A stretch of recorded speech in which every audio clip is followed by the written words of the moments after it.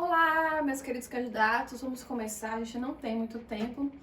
Hoje me colocaram de castigo que eu vou dar aula em pé. Então segura a coluna, simbora! Play na tela. Então vamos lá, gente. Olha só, essa é a nossa primeira questão de eletro, né? Conteúdo muito abordado. Não só na parte de carreiras policiais, mas também na parte de bombeiros também. Sempre volta a cair, né? Sempre cai, sempre aparece lá no edital. Então você, futuro policial, que também deseja ser um futuro bombeiro, provavelmente isso aqui vai estar no seu edital. Então vamos começar. Essa aí, gente, todas as questões que eu vou resolver agora são todas do CESP, tá? Da banca CESP. Então vamos lá. O circuito acima mostra um capacitor completamente descarregado. Então esse aqui é o nosso capacitor, resistor, força eletromotriz, isso aqui é uma chavezinha, ele vai falar, né? Mostra um capacitor completamente descarregado, uma bateria ideal com força eletromotriz E um resistor R e uma chave S inicialmente aberta. Com base nessas informações, julgue o item subsequente, então vamos lá. Imediatamente após a chave S ser fechada, a carga do capacitor e a corrente serão iguais a, respectivamente, 0 e a E dividido por R. Primeiro, a carga do capacitor ser 0. Gente, o capacitor, ele é feito como, né?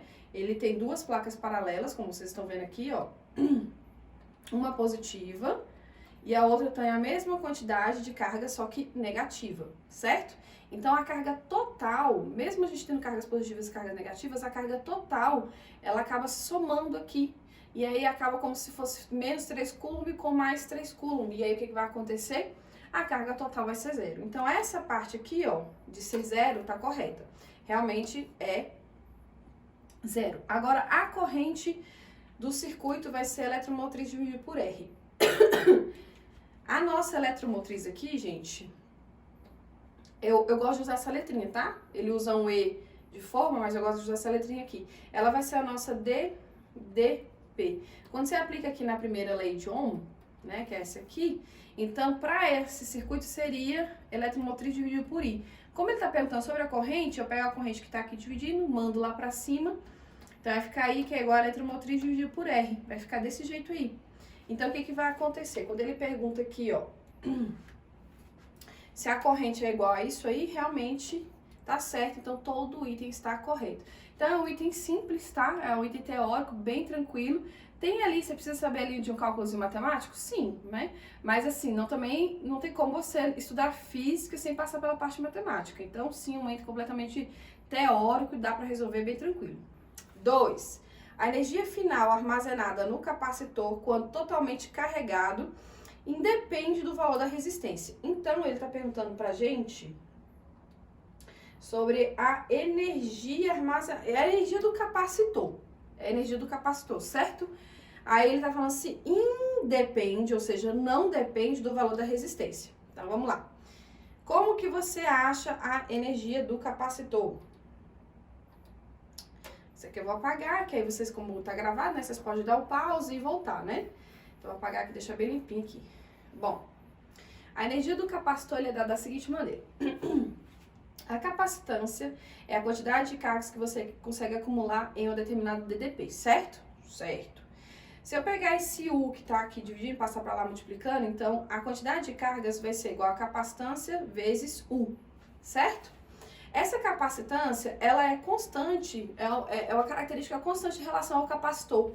Então, eu consigo descobrir que se eu aumentar a DDP, eu estou aumentando a quantidade de cargas que eu consigo armazenar. Se eu diminuir, também diminui a quantidade de cargas. Ou seja, a quantidade de cargas, ela é diretamente proporcional à DDP desse capacitor. Isso significa o seguinte, que se eu for montar um gráfico aqui, isso vai ser uma função de primeiro grau, y que é igual a x mais b, e esse b aqui ele vale 0, ou seja, ele não existe aqui nessa equação. Se ele não existe nessa equação, essa função aí de cima, essa função aqui, ela é igual a essa função aqui. Essa função de baixo, ela é uma função de primeiro grau, né, linear, função linear de primeiro grau, né, porque o b vale 0, então é uma função linear de primeiro grau. Quando você tinha uma função linear de primeiro grau, lá no seu ensino médio, como é que você ia montar? Plano cartesiano. Plano cartesiano você deve ter aprendido aí no 8º ano, mais ou menos, dependendo da escola, no 9º ano. Se a sua escola fosse muito diferentona, aí no máximo no primeiro ano do ensino médio. Colocava o gráfico aqui, vertical, y versus o eixo horizontal x, isso tem que ser uma reta, que pode ser crescente ou decrescente, tá? Isso na matemática. Aí aqui vai ser a nossa DDP e aqui vai ser a nossa quantidade de cargas, porque o Y seria uma dos valores, né? Aqui eu coloquei Q, no gráfico eu usei U, o que não vai mudar muito, e aqui o X seria o outro valor variável, né?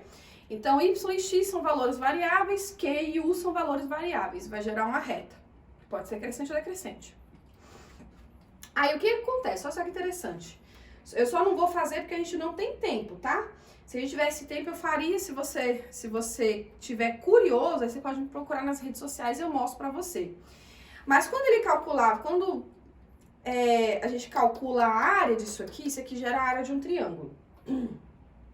Tá? É a área de um triângulo. Como é que você calcula a área de um triângulo? Base, que é essa parte aqui, né? Era a carga. Vezes a altura, que é essa parte aqui vai ser o valor da DDP, dividido por 2, certo? E descobriram que essas unidades de medida aqui, carga vezes DDP multiplicadas, geram essa unidade aqui, ó. Ó a unidade que gera o joule. Se você quiser saber como que gera o joule, você pode procurar nas redes sociais, meu Instagram é @prof.quitéria_carol, tudo com K. Pode procurar lá e eu faço a demonstração pra você, porque vai demorar e eu não posso fazer aqui, porque senão a gente perde muito tempo. Mas gera a unidade de joule. Joule é o que, gente? Energia. Ou seja, nesse gráfico aqui de área, eu consigo descobrir a energia. Como as cargas elas ficam posicionadas, esse tipo de energia é potencial, porque toda energia potencial é de posição. Então, vai gerar uma energia potencial elétrica. Energia potencial elétrica. Como é que a gente vai calcular a energia potencial elétrica? Q vezes U dividido por 2. Então, você vê aqui que nessa fórmula você não vê nada relacionado à resistência. Existem outras fórmulas de energia potencial. Quais são as outras fórmulas de energia potencial? Outras fórmulas de energia potencial seria o seguinte. Tá vendo aqui o Q? Eu vou substituir ele. Como? Nessa fórmula aqui, eu vou pegar o U que está dividindo, passo para o outro lado multiplicando e vejo que Q é igual a C vezes U, certo? Vou pegar isso aqui, vou substituir aqui dentro. Então, a energia potencial elétrica é igual a C vezes U, vezes esse U aqui ainda, dividido por 2. Então, uma outra maneira de você calcular é C vezes U ao quadrado dividido por 2. Continua não dependendo da resistência. Agora, o que eu posso fazer? Eu posso substituir esse U. Esse U aqui, ó. Esse U aqui, cadê onde é que tá? Aqui, ó. Esse U aqui eu posso substituir. Posso substituir como? Nessa fórmula aqui eu vou isolar o U. Então, pega esse C que tá multiplicando, passo pra lá dividindo, vai ficar Q dividido por C igual a U. Venho aqui nessa fórmula, coloco o valor de U. Então, uma outra maneira de você calcular a energia potencial elétrica é... Aqui ainda tem o Q da primeira fórmula. No lugar do U eu vou colocar Q de novo, dividido por C. Só que ainda tem esse 2 aqui, então vai ficar 2C. Então vai ficar Q ao quadrado dividido por 2C. Ou seja, nessa primeira fórmula não depende do resistor, não depende do resistor, não depende do resistor. Então não depende do resistor. Então quando ele fala aqui, ó, que não depende, independe do resistor, tá certo. Não depende do resistor, realmente não, tá? 3. O trabalho realizado para deslocar uma carga entre dois pontos em um campo elétrico depende da sua trajetória escolhida. Gente, a gente tem 3 fórmulas de calcular o trabalho. A gente tem três áreas da física que a gente calcula o trabalho, né? Primeira maneira, lá na mecânica. A mecânica trabalha igual a força vezes deslocamento, que não é esse conteúdo. Segunda maneira, a maneira que está lá na termodinâmica. Trabalho é igual a pressão constante vezes a variação do volume. Essa variação de volume significa que existe uma tampa que confina um gás e essa tampa ela é móvel. Então, aqui, quando está aqui a tampa em cima, a gente vai ter esse volume. Quando desloca a tampa, a gente agora vai ter esse volume aqui. Então, vai ter uma variação de volume. Essa variação de volume vai estar associada ao deslocamento da tampa. Então, o trabalho está relacionado ao deslocamento na termodinâmica. Na mecânica, relacionado ao deslocamento, né? Força vezes deslocamento. E na eletrodinâmica, a carga vezes a DDP.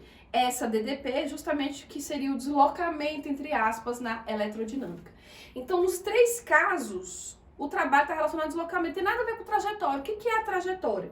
Ah, eu estou com dúvida no que é trajetória. O que é trajetória? Então, de olho na tela. O que seria a trajetória? Eu tenho uma posição aqui e tenho outra posição aqui, tá? Aí eu faço isso aqui, ó, pra chegar lá, certo? A trajetória são os infinitos pontos que você atinge até chegar em um outro determinado ponto, ou seja, é o desenho que ocorre de movimentação até chegar no segundo ponto. O que é o deslocamento? É a distância aqui que ocorre entre esses dois. Não chega a ser distância, esse nome é até perigoso. Mas você entendeu a diferença de trajetória e deslocamento, né? Então não tem nada a ver com trajetória, tem a ver com o deslocamento. Então esse item aqui eu trabalho para deslocar uma carga entre dois pontos em um campo elétrico, depende da trajetória escolhida, errado, sendo numericamente igual à diferença de potencial entre esses pontos. Bom, realmente é numericamente igual à trajetória, a diferença de potencial elétrico, trabalho é igual a carga vezes U. Aí essa parte aqui, ó, igual a diferença de potencial entre dois pontos. Essa aqui é a diferença de potencial, né? O EDDP. Então, diferença de potencial. O problema é que ele fala para a palavra trajetória. Não é igual a trajetória, não depende da trajetória, depende do deslocamento. Esse tá errado, tá? Próximo aqui. Bom, vamos lá. Essa aí é boa, hein? Então, gente. Tô tossindo. Outra questão teórica do CESP. Aqui a gente vai entender mais ou menos, bem tranquilinha essa questão, gente, nem dá medo. Questão teórica, então a gente tem que dar conta. Ele fala assim, ó. Alguns aparelhos elétricos consomem mais energia elétrica que outros. Por exemplo, chuveiros e ferros elétricos são considerados os grandes vilões do consumo residencial ao transformarem energia... Gente, isso aqui é ansiedade, né? A pessoa fica se mexendo na cabeça. Ansiedade. Que transforma energia elétrica em energia térmica por efeito Joule. Com relação aos efeitos e processos físicos envolvidos no funcionamento dos aparelhos domésticos, julgue o item. 1. O chuveiro e o ferro elétrico são considerados aparelhos resistivos. Certo. Por quê? Até agora, né? Por quê, gente? Porque o chuveiro e o ferro elétrico, eles trabalham com calor. E quem faz isso é a resistência. A resistência, ela sempre vai estar relacionada ao efeito Joule. Então, até aí tá certo. Uma vez que o seu adequado funcionamento depende dos resistores. E tá tudo certo. Então, aqui, ó, certíssimo. Aí você fala assim, eita, mas cai um desse na minha prova, né? Vamos torcer, tem chance, aí é do CESP. 2. Chuveiros elétricos que funcionam em uma potência máxima transformam a energia elétrica em energia térmica mais lentamente. Então, aqui ele está falando da transformação de energia elétrica em energia térmica mais lentamente. Então, ele está fazendo a relação entre energia e tempo, né? Do que quando funciona em potência mínima. Então, vamos lá, vamos fazer aqui. Vamos pensar aqui, ó. A potência, as grandezas que ele está usando é energia e tempo. Então, você tem que pensar em uma fórmula. Ah, e ele está tentando relacionar essas duas com potência. Tá? Então, são três grandezas que ele está tentando relacionar. Então, você tem que pensar qual é a fórmula de potência que relaciona essas três grandezas. A gente tem várias fórmulas de potência. Várias. Mas só tem uma que relaciona essas três, que é essa aqui, ó. A potência é igual a energia dividida pelo tempo, tá? Esse E é energia, T é tempo, esse potência. Então, essa aqui vai ser minha potência máxima. Vou colocar aqui, ó, max, tá? E aqui eu vou fazer uma mínima, tá? Vou comparar ela com a minha potência mínima. Aqui, ó. Minha pot mínima vai ser a energia dividida pelo tempo. Como eu quero saber quem é mais rápido, quem é mais lento, eu vou manter essa energia constante aqui. Então, vou manter esse valor constante. Quando a gente tem valores constantes aqui, o que a gente faz? Quando a gente tem um valor constante, a gente pode brincar de diretamente, inversamente proporcional. Isso não é coronavírus, viu? Eu fiz o teste, é alergia. Então, a gente pode brincar de inversamente ou diretamente proporcional, certo? Então, quando eu tenho a potência máxima, ela vai ser inversamente proporcional ao tempo, ou seja, o tempo é menor, então ele é mais rápido. Quando eu tenho a potência mínima, menos potência, eu vou demorar mais, o tempo vai ser maior, vai demorar mais. Então, aqui, ó, gente, ele fala que a potência máxima é quando o tempo é menor. E nessa questão aqui, ele fala que com a potência máxima o tempo é maior, mais lento, é tempo maior. Então essa aqui está errada. Eu vou colocar até assim, que teve um aluno que falou, professora, usa a letra de forma, porque eu coloco meu é assim, né? Ela usa a letra de forma, pelo amor de Deus, eu nunca sei quando é certo e quando é errado.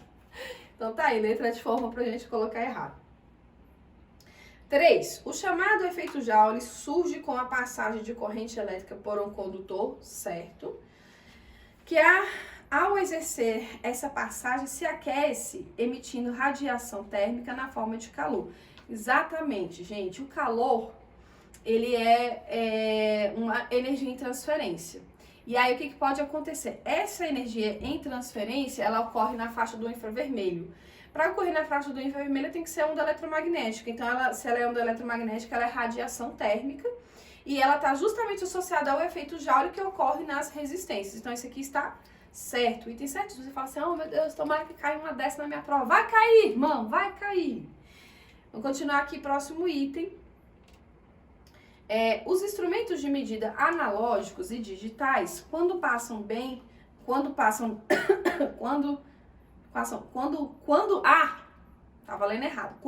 bem utilizados, são importantes para a obtenção de dados em várias situações, sobretudo um campo industrial, no ensino e na pesquisa científica. Beleza. Com relação a esses instrumentos, julgue o próximo item. Em um multímetro, seja ele analógico ou digital, ao se colocar a função voltímetro para medir a tensão aplicada aos terminais de um resistor, deve-se inserir esse voltímetro em série. Então, ele está perguntando assim, qual é o jeito certo de usar o voltímetro, certo? Então, vamos lá. Imagine aqui que eu tenho uma associação de resistores, tá? Vou colocar aqui elas em paralelo. Ligadas aqui a uma determinada DDP, certo? Tá aqui, beleza. Aí eu quero medir com voltímetro a DDP desse resistor, resistor 1. O que o voltímetro Olha, estou escrevendo errado. Voltímetro marca. Voltímetro marca a voltagem, né? De forma bem grosseira, marca a voltagem. O que é a voltagem? Voltagem é a tensão. O que é a tensão? É a DDP. Então, o voltímetro marca DDP. O que é essa sigla? DDP. É a diferença de potencial. No caso, potencial elétrico, certo? A palavra diferença é uma subtração. Potencial elétrico significa que são dois potenciais elétricos que estão se subtraindo. Então, potencial VA menos o potencial VB. Isso vai gerar o U, que é a DDP, a diferença de potencial. Ou seja, para marcar a diferença de potencial, eu preciso de dois pontos. O potencial de entrada e o potencial de saída da corrente. Aonde que entra e aonde que sai a corrente. Aí, vou instalar aqui o meu voltímetro. Caneta verde. Vou instalar ele aqui, ó. Se a corrente ela sai daqui do polo positivo, chega aqui, se divide, continua, chega aqui, se divide, continua. Se ela chega aqui, se esse voltímetro tá no começo, antes do resistor, ele vai marcar o quê? Só o potencial de entrada. Se ele marcar só o potencial de entrada, ele consegue marcar uma diferença entre dois potenciais? Não. Tá, então eu não vou colocar ele aqui, não. Vou colocar ele aqui, ó. Se eu colocar ele aí, você consegue marcar uma diferença de potencial, ou seja, na saída? Quando a corrente passar, você vai marcar o potencial de saída da corrente. Então, você não consegue marcar uma diferença entre dois potenciais. O de entrada é sempre maior do que o de saída, né? Porque a corrente entra com alto potencial elétrico, passa pelo resistor, pega esse potencial elétrico no resistor, transforma em outra modalidade de energia, que seja uma parte em calor, outra parte em luz, e volta para o circuito. Ou seja, ela gastou o potencial elétrico dela. Então, quando ela sai, o potencial elétrico dela de saída é menor do que o de entrada. Se eu encaixar o voltímetro na frente, ela não vai marcar uma diferença de potencial, ela vai marcar só o potencial de saída. Nem marca nada, para falar a verdade, porque não vai ter diferença de potencial, entende? Para ser voltímetro tem que ter diferença. Então, resumindo, não posso instalar em série. A única maneira de você colocar um voltímetro, alergia, a única maneira de você colocar um voltímetro é em paralelo, porque aí, ó, eu pego uma fiação do voltímetro, coloco aqui, encaixo o meu voltímetro e coloco a saída aqui, ó. Então, ele está em paralelo com R1. Aí, quando eu encaixo em paralelo, eu vou ter a minha fiação pegando aqui na entrada e na saída para poder marcar a diferença de potencial. Então, aqui, quando ele fala que tem que ser em série, está errado, tá? Não pode ser, tem que ser em paralelo, tá? Beleza. Só tinha aquele? Só tinha o item? Só tinha o item, gente. Vamos lá. Esses aqui são 4. São 4 itens, tá? Então, é grande. Se o corpo A carregado positivamente atrai B, vamos lá. Antes de finalizar, hein? O corpo A, vou desenhar aqui, tá? Ele tá carregado positivamente. Então, ó, opa. Volta. Aí. Tá carregado positivamente, certo? Para ele atrair um outro corpo, existem 2 possibilidades. Ou o corpo B, isso aqui tem que ocorrer atração, né? Atrair. Bom, para ele atrair o B pode estar carregado negativamente, é uma opção. E a segunda opção é se o B for eletricamente equilibrado, eletricamente neutro. Como assim? Ele tem o mesmo valor de números de cargas positivas e negativas. Se ele tem o mesmo valor de cargas positivas e negativas, o B vai ter cargas negativas, mesmo sendo neutro. Então, também vai ocorrer atração. Então, ele pode estar ou eletrizado negativamente, ou ele pode estar neutro. Nas 2 situações, o A atrai o B. Vamos olhar aqui, então, o que ele fala. A atrai o corpo B, conclui-se que B está carregado positivamente. Ele falou a única situação que não pode acontecer, porque carregado positivamente são cargas de sinais iguais, aí vai ter o que? Repulsão e não atração. Então, esse aqui está errado, tá? 2. Se um corpo A está carregado negativamente, conclui-se que ele é um isolante elétrico. Nada a ver, né, gente? Não tem nada a ver. Ele pode estar carregado negativamente e ser um condutor. Ele pode estar carregado negativamente e ser um isolante. Então, a gente não pode ter essa conclusão. A gente tem que ter outras informações para ter essa conclusão. Então, isso aqui também está errado. 3. Quando um corpo é atritado contra outro corpo, ambos se eletrizam com cargas de mesmo sinal. Não, gente. Quando ocorre a eletrização por atrito, a característica é os 2 corpos neutros, quando a atrito tem que ser de substâncias diferentes, para que aí ocorra uma eletrização que vai gerar 2 corpos com sinais diferentes. Essas são as 3 características do atrito, tá? Então, ele fala que é de mesmo sinal, completamente errado. Não tem nada a ver. 4. Se um corpo A carregado negativamente repele outro B, para repelir, então vamos lá. O A está carregado negativamente. Eu vou apagar aqui, ó. Apagar aqui. O A agora está carregado negativamente. Ele quer que o A tenha repulsão entre ele e o B. Para ter repulsão, então vou agora apagar aqui, quer que tenha repulsão. Qual é a carga de B? Para ter repulsão, tem que estar eletrizado negativamente, cargas de sinais iguais, e não pode ser corpo neutro, porque se for corpo neutro vai ter atração. Então, para ter repulsão, só pode ser eletrizado negativamente, que é o que ele quer. Então, se um corpo A é carregado negativamente repele outro B, conclui-se que B também está carregado negativamente. Esse aqui tá certo. Beleza, gente? Bom, temos mais questões, tá? Aqui, ó. Temos mais questões. Só que essa aqui, ó, acho que dá pra responder aqui nesse bloco. Dá pra responder aqui nesse bloco. Essa aqui também é do CESP, inclusive foi da última prova da PF. O uso de campos elétricos gerados no corpo humano tem sido objetivo de estudo no que diz respeito ao desenvolvimento de redes de comunicação e dados. Aplicações projetadas para esse sistema de comunicação são ilimitadas e entre elas destaca-se o fato de indivíduos poderem, entre outras ações, trocar informações entre seus aparelhos celulares A e B, usando apenas o aperto de mão, como esboçado na figura 1. A figura 1 está no outro slide. Transferir dados entre aparelhos eletrônicos A e B, usando as duas mãos, como a figura 2. Imprimir dados, apenas tocando uma impressora. Armas que funcionarão apenas com o seu proprietário. Eliminar a invasão por hackers. Nesse sistema de comunicação, o corpo humano funciona como um fio condutor ômnico, conectando equipamentos. Ainda bem que ele falou isso, porque pode acontecer de várias maneiras, mas se for ômnico, a gente sabe responder.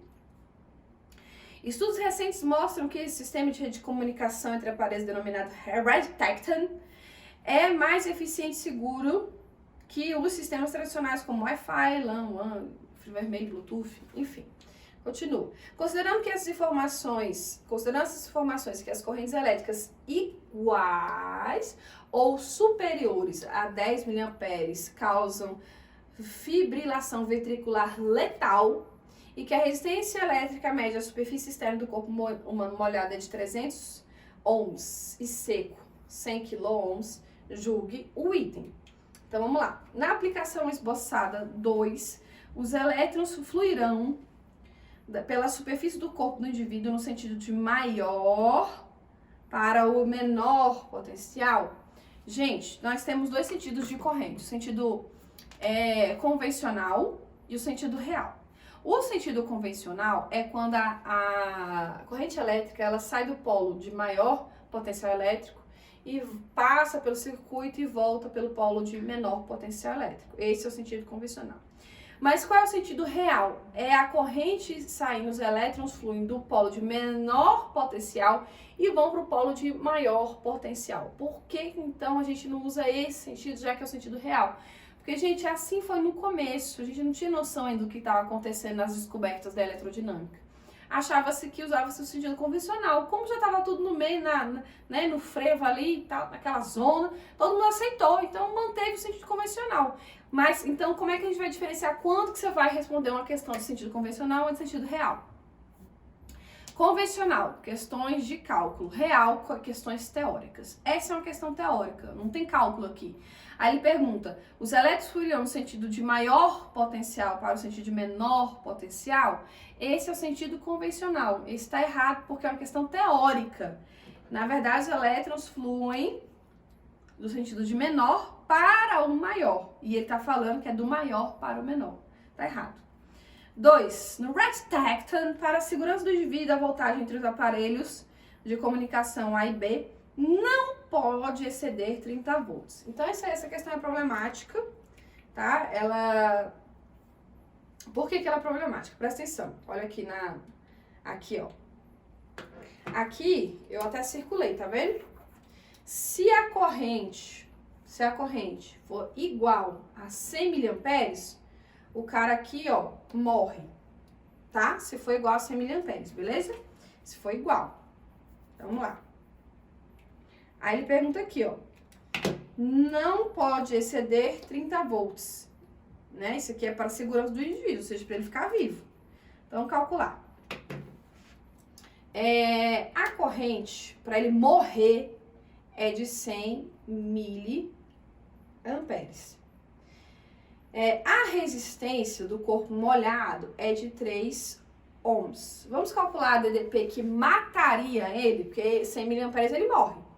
Então, R é igual a U dividido por I. Esse I tá aqui dividindo, passa para lá multiplicando. Então, R vezes I é igual a U. Então, o R é de 300, o I é de 100, só que é mili, né?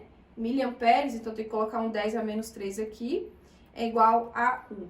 Então, aqui vai ficar 300, vai ficar 30 mil, na verdade, né? 300 vezes 100 vai dar 30 mil, vezes 10 a menos 3, isso é igual a U. Vou pegar esse 10 a menos 3 aqui, ó, vou caminhar com ele para a esquerda, tá? Vou até trocar de cor aqui para vocês verem melhor. Vou andar aqui, ó, 1, 2, 3, para que quando eu ando para a esquerda, eu consigo sumir essa potência de 10 aqui. Então, vai ficar 30 volts é igual a U, ou seja, se a corrente é de 100 miliamperes, a DDP é de 30 volts. Quando você fala assim, olha só, quando você fala aqui assim que não pode exceder, você entende, se não pode exceder, que pode ser igual, né? Só que vocês acabaram de ver o cálculo que não pode ser igual, porque se for igual, ele morre. Né? Então, não pode exceder, significa que pode ser igual, mas se for igual, ele morre. Então, esse item, ele é para ser errado, né? Só que o gabarito oficial está certo. Por quê? Porque você tem que, na minha opinião, né, assim, uma dica que eu dou para vocês, que quando for prova do CESP, pense exatamente o que a questão está pedindo. Ele fala o seguinte, não pode ser superior a 30 volts. Vamos ler de novo? Ele fala aqui, ó, não pode exceder 30 volts. Realmente não pode exceder 30 volts, porque senão ele morre. Aí isso acaba fazendo com que o item fique certo, né? Aí você força o gabarito com o gabarito oficial, né? Mas para mim surge uma segunda interpretação, que você não pode exceder porque pode ser igual. Então esse aqui foi um item polêmico, assim, a gente sabe que o cálculo tá certo, porém a interpretação, do jeito que foi construído o texto, acaba gerando segundas interpretações, né?